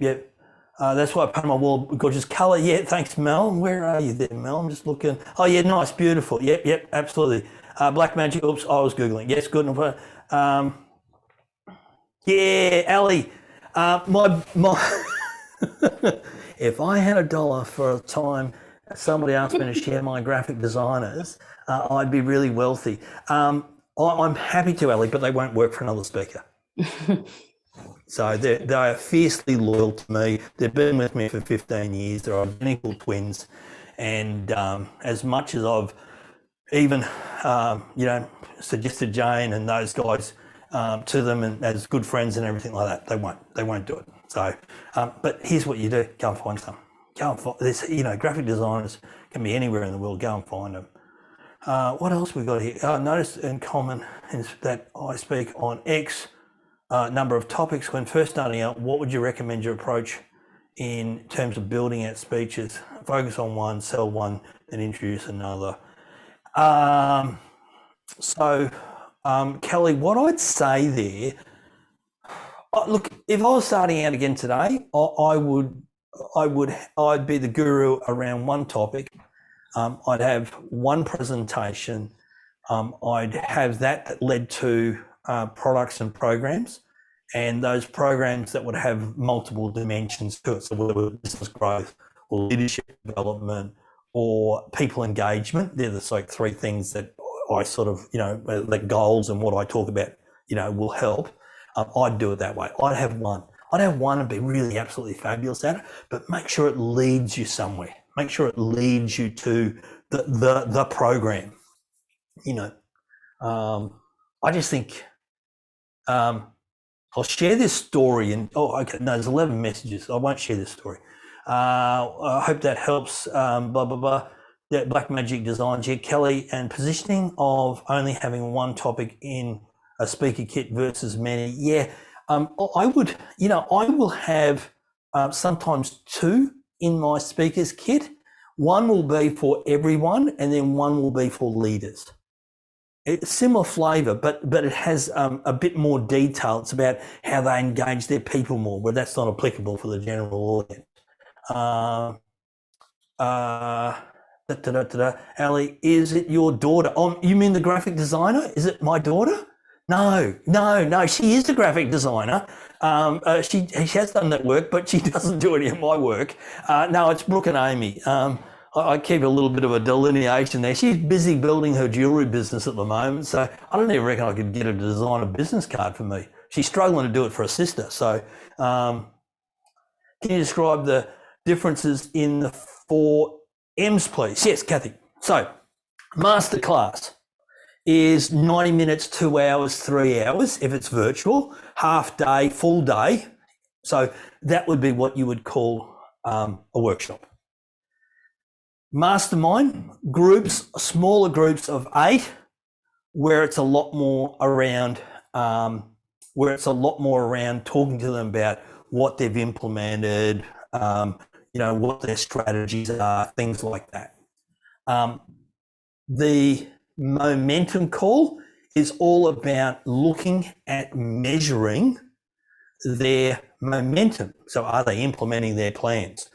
Did they fill in there? I create a dashboard for every project that they go and put their numbers in. They put how they're feeling in. So there's a complete dashboard. So then I look at all those dashboards before I get on that momentum call, which is an accountability call. And I make sure that people are on track. And if they're not on track, we have a conversation about that. And then the final one is mentoring, and that's your coaching. And I'm just being clever in making them all M's. Any other questions there? Anything else I can help you with? Awesome. Oh, on the journey? Thank you, Keith. And just in addition to that, ideally, some of you, has anyone received their books just yet? You may have received your book. Hey, hold on, Jane. Let's come over here. Everybody's got this book. Jane was so kind to purchase this book for everyone. This is everything I've learned in 25 years in the speaking industry, and I've put it into a book. This is what happens when you get a lot of time at home and you're not traveling. So good to get all that out of your head, Keith. It's actually kind of, It arrived today. Hold on. Somebody, thank you. Arrived yesterday, Mandy. Yes, well, you're in Brisbane, Mandy. You would have got, there you go. You've got it there. All Great. Nicely wrapped and signed and everything like that. Terrific. Kim, you've got a question? I do. Just a real quick question. Keith, the 7 calls a day, are they 7 new people, or do you go back, you make one call to one person, and then 3 weeks later you call them again? No, I tend to, here's what I'll do, Kim. It could be a number of things. It could be a phone call, it could be a text message. Text messages are getting best cut through for me at the moment. It could be an email, but I avoid that like the plague. That is the absolute last resort. Okay. It could be a unconditional gift in the mail. It could be a book, could be one of Jane's books, could be one of Rowdy's books, could be, I bought, I don't know, I probably bought 30 of those books, The $1 Billion Coach. And so I've sent those out.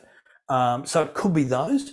The other thing there, Kim, so what I'll do is if I don't get a response in like about a week, I will send another text and I'll just say, hey, listen, you might have missed this one, because I know I miss text from time to time. I open it and it's no longer highlighted, and things happen.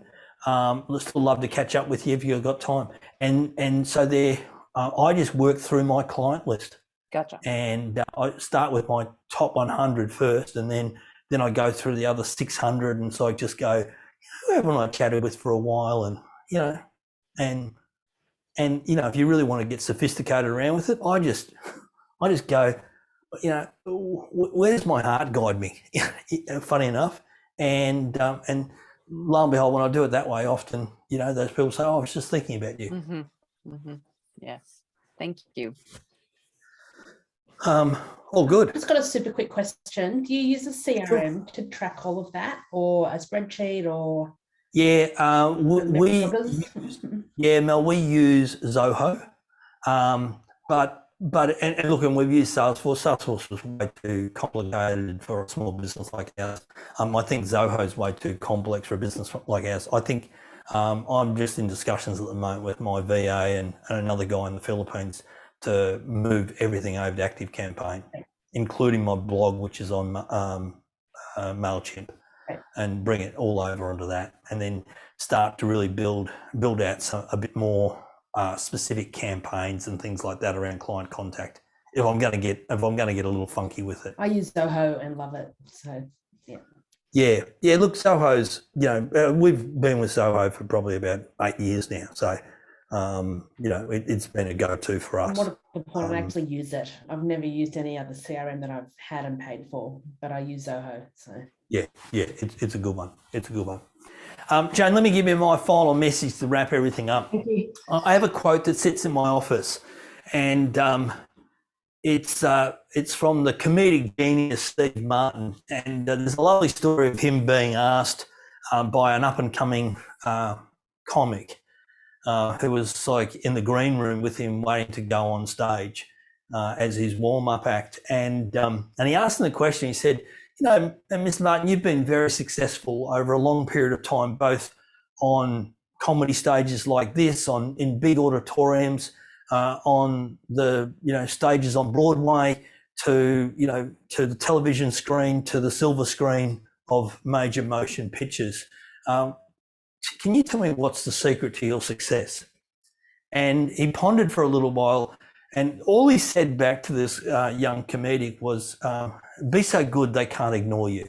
And I think as presenters and trainers, as coaches, as consultants, as educators, professional educators, we have to be so good that people just can't forget about us, just have always thinking about how they can utilise us moving forward. So enjoy the rest of your day. It's super to drop in and have a conversation with you, and I trust it's been of value. Incredibly generous. Thank you, Keith. So generous. Thank you for everything you've shared today. For those who are going, oh my God, I need to go back and listen to the recording 50 times. That's okay. We have recorded, and Keith's let us do that. So, it's so much value in there, Keith, from mindset right through to the actual practicality of being able to, particularly those 7 calls a day. I know you've drummed that into me, and it does work, as you say. And then right through to, thanks for going behind the scenes with your studio. It looks amazing. You really have, you're the one that shows us, here's what world-class looks like, and here's how, if we want to be able to get those gigs, to be able to roll out $1 million programs, all that sort of thing. Here you are the living, breathing example of that. So thank you so much for jumping on, and thank you for organising the books for everybody. My encouragement to everyone, you might like to reach out to Keith, let him know even what's been the most helpful thing for you today. You might even like to jump on his LinkedIn and write a recommendation for him. And all those things really help and encourage our speakers to come back to support you. So thanks so much, Keith. Thanks, Jane. I'm just going to pop my email address in if anybody's got any questions as well, Jane. Thank you so much. That's so generous. That's it. Yes, it is. Yeah. Wonderful. Thanks, Janie. Thanks, everyone. Have a super rest of your day and have a wonderful weekend. Talk to you soon. Terrific. Thank you. Cheers. Thanks, Keith. All right. Okay. So we are on 11 o'clock. We are going to go to morning tea now. So we'll see you back here at 11:15. Go have a cuppa, stretch your legs, get some fresh air, grab some morning tea, all that sort of stuff, and come back, and we're going to be talking about the practice of your dreams. So we'll see you back at, actually we'll come back at 20 past. I'll give you 15 minutes. So 11, if you're Eastern Standard Time, 11:20. I'll see you soon. Jane, Yeah, I just wanted to let you know that I've got to jump off. I've just got to let you know I wanted to jump off at 11:30. good. So, but it's been an awesome morning. Oh, great. I'm glad you found it helpful.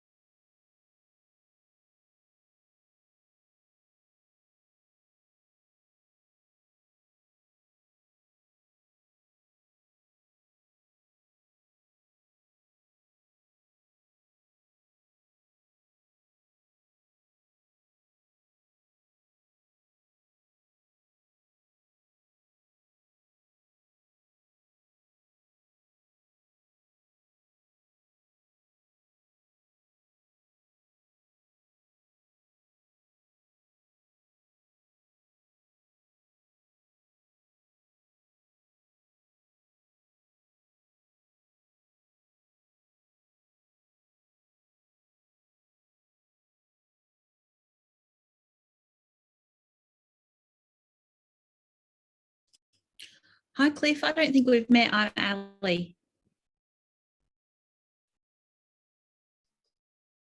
How are you? I'm good, thank you. How are you? Yeah, good, thank you. I'm What's just your trying to pull my screen back up.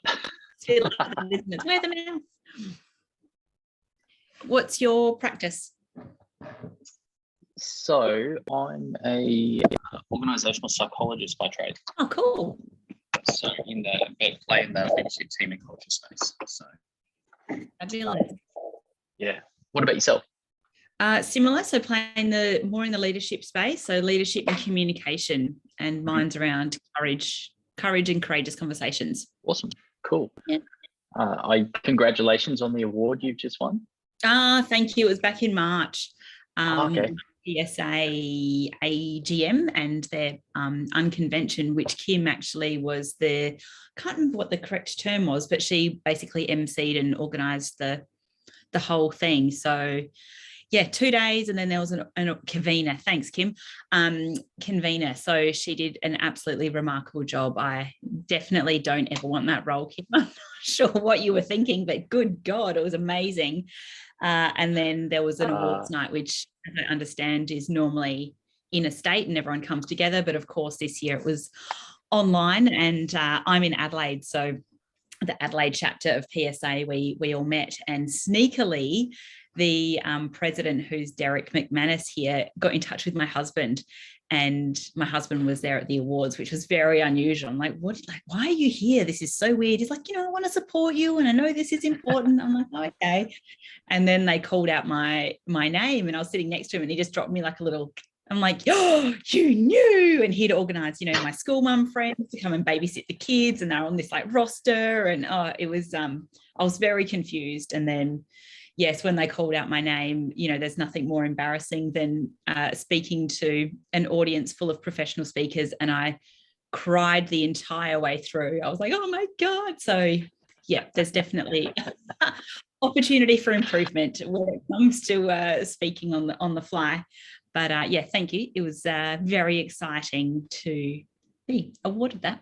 And it's opened up a lot of doors. It's got an amazing group of mentors that I get to meet with, and have had lots and lots of opportunity, which has been fabulous. Very, awesome. Very cool. Love it. Great story.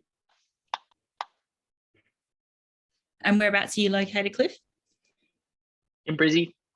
Oh, you're in Brizzy. Oh, beautiful.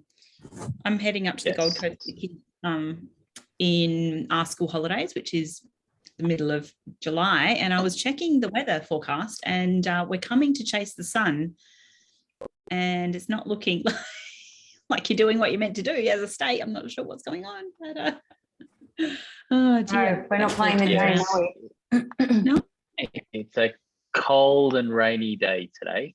I had to duck out partway through the first bit to go and find my Uggies because my toes were about to freeze off. So definitely not Sunshine State weather at the moment. Sorry for anybody who's coming up. For those who are here, don't feel jealous. I got my Ugg boots on too, and a thermal top under my sweater. Same. It's cold. 20 degrees cold, by the way. 5 degrees cold. Oh, it's like cold. cold. 20, yeah. Okay. Yeah. Be real. Oh goodness. All right, so everyone's just coming back in.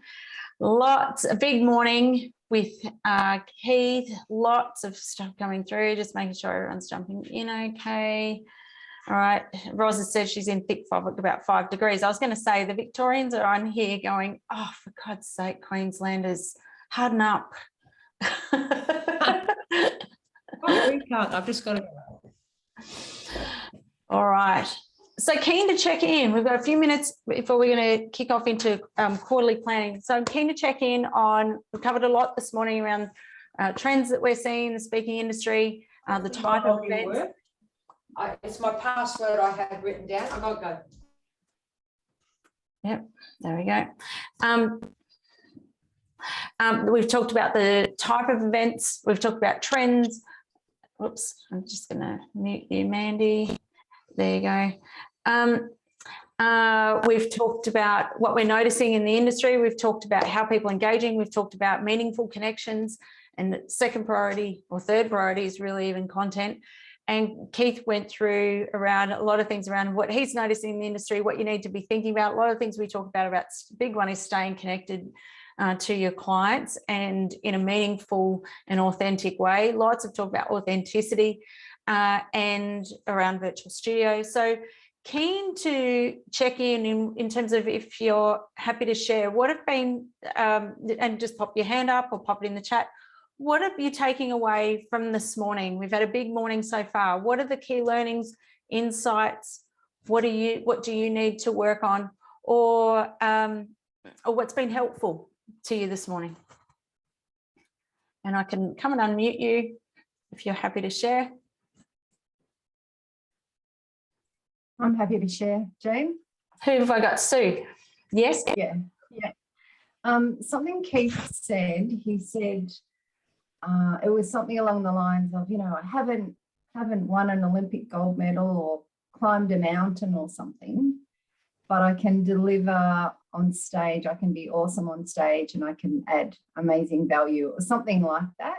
Mm-hmm. And I thought, I reckon that's me, because my thing, well, I don't know what my thing is, but was resilience. And I think people expect that I've, climbed Mount Everest with my hands tied behind my back, like that I've got this amazing backstory. Right. And so what I took away is you don't need to have an amazing backstory, just great content and add great value. Yeah. Yeah, great. And, if I think even about Matt Church, he talks about our job is how do we change a room?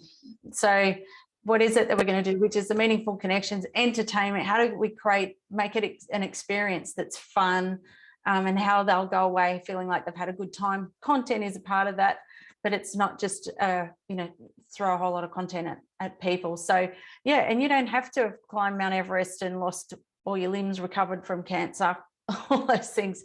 And I think that's one thing that holds us back. It held me back a lot. And Keith comes from a training background. He's used to being in training rooms. So it was not naturally that I think is so fascinating to watch Keith, is that the work he's put in to be able to improve his speaking skills, and he still does it today. He still talks about who he's working with and who's mentoring him, and every year he's just trying to get better and better, and he's always says he's a work in progress. Great, Sue. I think I'm glad you took that away. Yep. And we don't have to be a celebrity, or any of those things. Great. All right, and Mel, you've got a couple of comments there. Are you happy to share? Matt says the I survived speakers. Can you say that again? Yeah, Matt, one of the things that has always struck me about Matt when I've always gone, oh my God, I don't have an experience that will be remembered, is that he always says the speakers who survived something are very unlikely to get rebooked. That's right. They've told their story once and they don't normally have anything else to talk about. Yeah, that's exactly right. The one hit wonders. But mostly they're not. Yeah. So, take heart from that. Yes. And the other thing, I always walk away, like I've heard Keith speak many, many times, and I always walk away thinking, oh my God, I need to do everything. It's just prioritizing. But for me this year, it's 5 calls a day and it's 50 speaking gigs. And I wanted to ask you, where do you see podcasting fit within that 50 speaking gigs? Is that extra, or would you count those? Great question. So the way I see podcasting, you're talking about your own podcast as opposed to being I'm talking about being a guest. Oh, being a guest. I count my own as content creation. Yes. But I count being a guest as an audience that I might not find myself. Yes. Perfect. Which is that awareness quadrant. So if we work out, well, there's people out there who know you, people out there who don't know you, know what they want, don't know what they want. So that awareness quadrant is being interviewed on other people's podcasts. So equally, if you go, well, I'm not on a stage this week, but I'm being interviewed on someone else's podcast, great. So there's your busking out, if you like. The question is what are you doing to get the leads from that podcast? So have you got some kind of opt-in? The same thing from the stage. What am I going to do to build the list? So what am I going to give away? Yeah, that's great. Thanks. Yeah. Jane, you mentioned the 5 things and they were never actually itemised. Could you just revisit those quickly for us? Yeah, MC, I might get MC to put the link. It's in the Expert to Influencer module, and there's a 10-minute video on it, and it's at the end of a keynote. It's what are the 5 things you're giving away to build your list. So the mistake that I was making was that I was speaking on stages and not giving anything away at the end, or I was giving maybe one thing away. It was actually, and it was what I was finding hard, I think, was that I heard Matt say, just give away your white paper at the end of the keynote. And I go, okay, I'll do that. But when you're starting out and you're not a world-class speaker, that's really hard. So I went to speak to Keith, and I said, he said, what are you doing as you opt in? And I said, I've got my white paper, or I've got the first 3 chapters of the book. It was one of those things. And he said, it's not enough. He said 5's the magic number. And so the 5 things would be, it might be, the podcast you interviewed this person on, take a listen to that. The leader's promise checklist or something. So it might be, how you start your day. What's the routine to set up, as a leading promise mindset for the morning, or, so checklists, podcasts, tools, practical things that they can use. But it could also be a chapter in a book. And they also, ideally, they're things that you have built. But while you're getting started, it could be that you're curating resources that you've referred to in the presentation or in the keynote. So, but 5 is kind of the magic number that I found that shifted. And James, I think we've got a testimonial on the website. When you did that years ago, you shifted to 5, I think a long time ago. And that you went from, was it 30 to about 80% of your audience? If I did that, I can't remember. I remember, because I was like, yes, someone actually did it.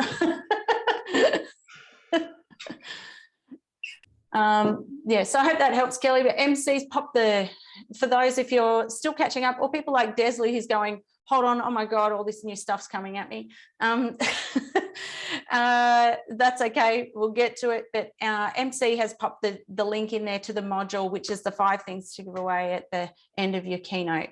I think once you've kind of got your right tribe community, the database is built, the 5 I find you can sort of be a bit more selective and you might cut it down. But when you're starting out and you're really trying to get that list built and it's tough, the 5 works really well. Cheryl has commented and said she used the 5 things formula just in the last month and it worked. 90% of the audience wanted them and I got 1 new client. There you go, Cheryl. That's fantastic. Well done. So it does work. Totally changed the game for me. I'll always be indebted to Keith for that one. All at once, Kim. Yep, all at once. So here's all the things I said that I'd give you so they can opt in. They can use a QR code, go to the website, download it. Burst SMS is other tools. So QR codes are probably what we're using a bit more at the moment because people actually know how to use a QR code now. Yes, and make sure your QR code works before the event. Ellie and I had that conversation just recently. Otherwise, they're filling out post-it notes on tables with email addresses. That's not always fun.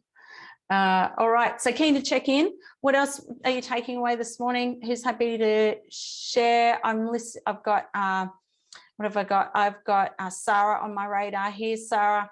You talked about your shift away from content being your currency. What came up for you there, Sarah? I think I shove content down people's throat as a way of justifying my value or their time. All my stuff has got too much content, right? Always, and they leave with a sort of look of indigestion or overwhelm on their faces, which is probably not where you want them to be, because then they're not ready to buy dessert. Right. Always leave them wanting more. No, always leave them so they can hardly walk from the amount they've consumed. And clearly this is not a good thing. Also because it means when I'm doing that, I'm not doing other things. So it means I'm not doing enough connection, I'm not doing enough experience. So, Yes. and I think it's my personal fascination with the content that makes me want to share it, because I get so excited about it. I want them to get share. excited. And another thing is, and also, and I don't know if you know, but and I just get carried away, and that's fine. But the energy is fine. But what I'm actually doing is stopping them, which also means I talk at them too much. Right. I try not to, but I still do too much. So Right. that's got to pull back. So that was a nice timely reminder. I'm going to start, this quarter sees me starting to get a little community together, not big, but just a little community together. And I'm thinking about how to increase experience, because I know that actually the experience of each other is probably the most powerful thing that actually I'm providing. Yes. And your audience, Sarah, it is about, for those who work with a lot of female groups, and I'm sure Kathy will attest to this, is, it's about, particularly for women, there's that connection to have be able to have conversations and a bit of space sometimes, isn't it? Yes, for sure. Sorry, I'm scanning all the messages and stuff. No, so much there. It's great. Gail, you had a couple of comments there that were standing out to you. You said, I love Jason Clark's intro, celebrated all that adventure gold medal Olympian, popular TV chef. Jason is none of these things, however, he's one of the most sought after creative minds in the country. I love it. Yeah, I love reading that. It gave me a lot of comfort. Yeah. I wish I thought of that. It's very clever. Hence he's a creative genius. Great. Kathy's got Keith's tech and showmanship. Yeah. And James said, unless they lose the other leg.